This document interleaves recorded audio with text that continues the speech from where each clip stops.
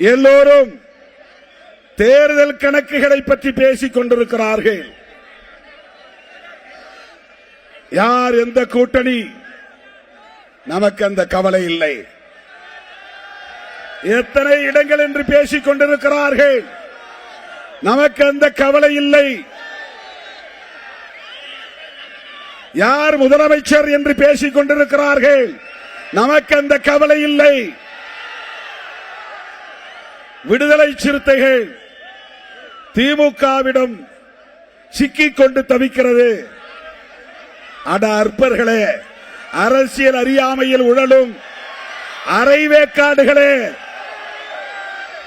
தமிழ்நாட்டு அரசியலின் திசை வழியை தீர்மானிப்பவர்கள் விடுதலை சிறுத்தைகள். சொல்ல போனால் இந்திய தேசிய அரசியலையும் கூர்மைப்படுத்துகிறவர்கள் விடுதலை சிறுத்தைகள்.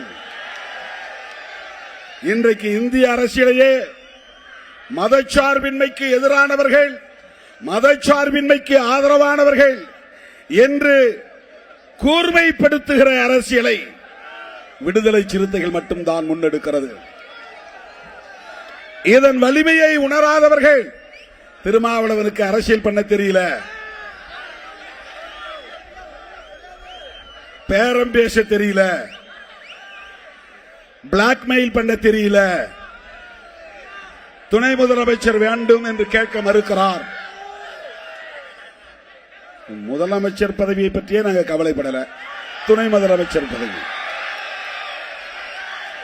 எங்கள் தந்தை புரட்சியாளர் அம்பேத்கர் பிரதமரை கைப்பற்றுங்கள் என்றுதான் வழிகாட்டி இருக்கிறார். அதுதான் அதிகாரம் உள்ள பதவி, அதுதான் அரசு, அதுதான் அதிகாரமுள்ள பதவி. தலித்துகள், பழங்குடி மக்கள், இந்த மண்ணின் பூர்வீக குடிகள் ஆட்சி அதிகாரத்திற்கு வர வேண்டும்.